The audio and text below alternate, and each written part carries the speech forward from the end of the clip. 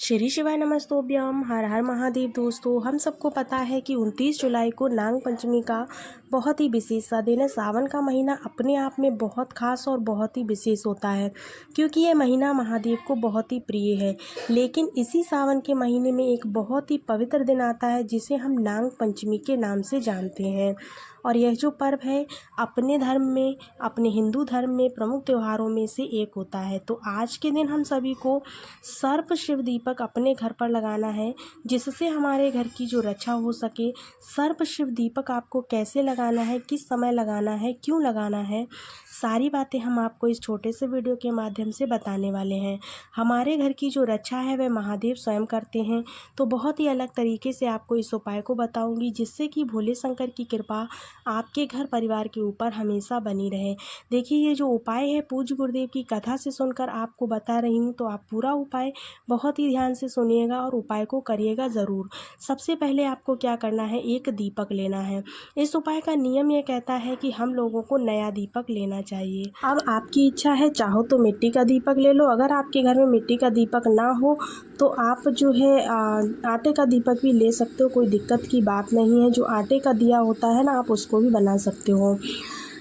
अब क्या करना है, आपको आटे का दिया लगा रहे हो तो भी और मिट्टी का दिया लगा रहे हो तो भी आपको साफ आटा ना हो घर पर, तो आप पीतल वाला जो दिया होता है ना, नॉर्मल पीतल का दीपक आप प्रज्वलित कर सकते हो। चलिए समझते हैं। दीपक तो आपने यहाँ पर रेडी कर लेना है। अब समझते हैं इस दीपक के अंदर डालना क्या है। विशेष तिथि पे डाला जाता है दीपक के अंदर घी। घी किसका होना चाहिए, तो गौ माता का। लेकिन यहाँ पे आपके पास में एक ऑप्शन और होता है। वो ऑप्शन यह है कि अगर मान लेते हैं आप बहुत ही ज़्यादा ऐसी सिटी में रहते हैं जहाँ पर आपको देसी घी नहीं मिल सकता है गौ माता का, तो आपको क्या करना है, आपको तिल के तेल का भी दीपक जला सकते हो, कोई दिक्कत नहीं है। घी की जगह आप तिल के तेल का यूज़ कर सकते हो, लेकिन कोशिश करें कि घी ही मिल जाए तो बहुत अच्छी बात है, ठीक है ना। क्या करना है आपको, जो दीपक है उसमें बत्ती कैसी लगाओगे, तो आप लोगों को लगानी है यहाँ पर गोल बाती। अब यहाँ पर हमें नाग की बहन पूजा करनी है, यानी कि नाग पंचमी के दिन ये दीपक हमें लगाना है। तो यहाँ पर नाग की बहन का नाम आपको ध्यान रखना है, उन्हीं के नाम से आप लोगों को इस दीपक को लगाना होगा। आपको ये दिए लगाना कहाँ पे है, एक क्या करना है आपको, आपका जो मेन गेट होता है ना, मुख्य द्वार होता है, तो उस मुख्य द्वार पर आपको ये दीपक लगाना है। जैसे कि आपके घर की जो बाउंड्री वॉल होती है, आप जो बाउंड्री वॉल से घुसते हैं, बाउंड्री वॉल के बाद गेट होता है, गेट से आप घुसते हैं, तो आपको गेट के ठीक सामने ये दीपक नहीं लगाना है, बल्कि गेट से थोड़ा हटकर सीधी तरफ आपको इस दीपक को लगाना। नियम क्या कहता है, नियम यह कहता है कि दीपक के नीचे कोई भी अनाज का दाना आपको ज़रूर से रखना है। वो अनाज का दाना रखना है मनसा के नाम से। कौन सा नाम, बहुत ही विशेष सा नाम है। इस नाम को लेकर के ही आपको दीपक के नीचे अनाज का दाना रखना होगा। यहाँ पर नाम मैं दोबारा बता दूँ तो मनसा के नाम से आपको दीपक जलाना है। आप लोगों को करना क्या है, दीपक के नीचे कुछ अनाज का दाना ज़रूर से रखना है। जैसा मान लीजिए कि ये आपने अनाज के दाने जो है रखने हैं। अब आप लोगों को इसी अनाज के दाने के ऊपर जो है, जो दीपक आपने तैयार किया है, वो दीपक आपको रखना है। दीपक कौन सा है, गोल बाती का, उस दीपक को रखना है। लेकिन अब जब आप इस दीपक को प्रज्वलित करोगी तो आज के दिन एक लोग का नाम बहुत फेमस है। मैंने एक उपाय भी आप लोगों को पहले बताया था, समी के पत्ते वाला बता रखा है, आस्तिक मुनि वाला उपाय। किसके किसके नाम से, आस्तिक मुनि के नाम से आपको उस उपाय को करना है। किस किस ने उस उपाय को किया है कमेंट्स में ज़रूर बताना है। साथ ही साथ दोस्तों आपको बता दें कि जो वो ये वाला जो उपाय है आस्तिक मुनि वाला, साल भर में एक ही बार आपको ये मौका मिलता है, वो भी नाग पंचमी के दिन। तो आपको आस्तिक मुनि के नाम से इस दीपक को जलाना है। भोले शंकर के नाम का दिया है, ध्यान से सुनिएगा। हम जलाने की विधि अलग कर रहे हैं।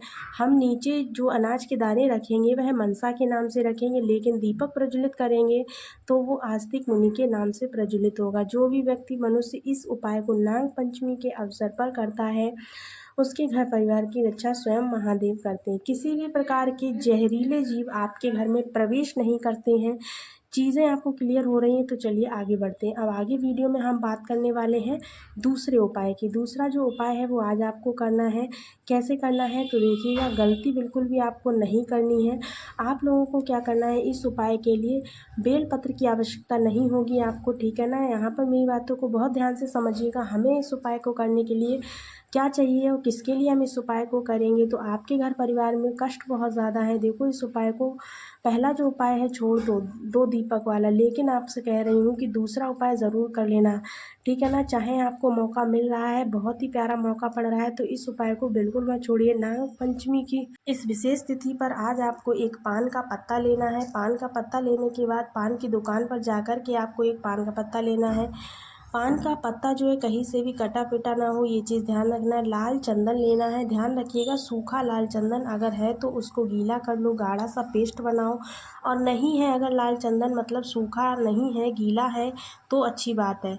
अब क्या करना है, यहाँ पर ध्यान से सुनिएगा, हम लोगों को कुछ बनाना है इस पत्ते पर। क्या बनाना है, इस पत्ते पर आपने इस पान के पत्ते के ऊपर उसी लाल चंदन से 5 सर्प बनाने हैं। कितने बनाने हैं, 5 सर्प आपको बना देने हैं। 5 सर्प बनाने के बाद फिर नागिन की एक ऐसा रूप बना देना है, 5 लकीरें आपको टेढ़ी मेढ़ी खींचनी है, जैसे कि आपको पता होगा कि सांप कैसे बनाया जाता है, उस तरह से आपको बना लेना है।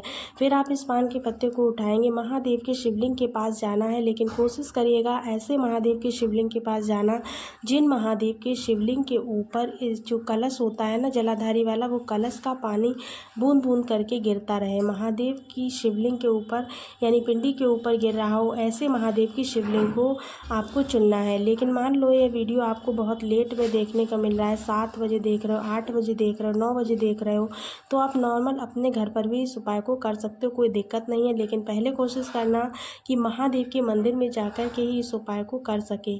और पानी अगर उस शिवलिंग पर गिर रहा है तो बहुत ही अच्छी बात है। अब यहाँ पर नियम सुनना, जो मैंने आप लोगों को पान का पत्ता दिखाया है, बस कुछ नहीं करना है, जल वगैरह नहीं चढ़ाना है, बस अब उस पान के पत्ते को महादेव के शिवलिंग के ऊपर समर्पित कर देना है। आपको पता है भोले शंकर की 5 बेटियां उस कलश के अंदर विराजमान होती हैं, जो कि जल महादेव के शिवलिंग के ऊपर लगातार गिराती हैं। उन 5 बेटियों का नाम क्या है, मेरे साथ सभी लोग दोहराना। तो देखिए दोहराने की कोशिश जरूर करना। सबसे पहला नाम है जया, जया नाम लेना है। दूसरा नाम क्या है, विषहरा। तीसरा नाम है शामलीवारी। चौथा नाम है आपका देव। चौथा नाम जो है वो है जया, विषहरा, शामलीवारी, देवतली। चौथा नाम क्या है, मेरे साथ बोलोगे, देवतली। और 5वां जो नाम है वो क्या है, देव। तो ये 5 जो बेटियों का स्मरण करते हुए अगर उस पान के पत्ते को आप महादेव के शिवलिंग के ऊपर समर्पित करते हैं, जहाँ पर उनकी बेटियां बूंद बूंद करके जल महादेव की शिवलिंग के ऊपर गिरा रही हैं, तो आप इस उपाय को करके देखिए। घर में किसी भी प्रकार का कष्ट हो वो आपके घर से बाहर ज़रूर चला जाएगा, ठीक है ना। तो बातें अगर क्लियर हो रही हैं तो 2 उपाय की बात मैंने यहाँ पर की है, दोनों ही उपाय बहुत ही प्यारे हैं। आज नाग पंचमी के दिन आपको इन उपायों को करना है। नाग पंचमी साल में एक ही बार आती है, लेकिन ये विशेष होती है नाग पंचमी, तो ऐसे में आपको इन उपायों को ज़रूर से करना चाहिए। होप सो आपको सारी चीज़ें बहुत अच्छे से क्लियर समझ आई होंगी। अगर किसी प्रकार का डाउट है तो आप हमें कमेंट्स में पूछ सकते हैं, हम आपके कमेंट्स का रिप्लाई ज़रूर से देंगे। वीडियो अगर पसंद आई हो तो एक लाइक करना और चैनल को सब्सक्राइब ज़रूर कर लेना। मिलते हैं आपको अगले एक नए वीडियो में नए उपाय के साथ, तब तक के लिए राधे राधे, श्री शिवाय, नमस्तोभ्यम।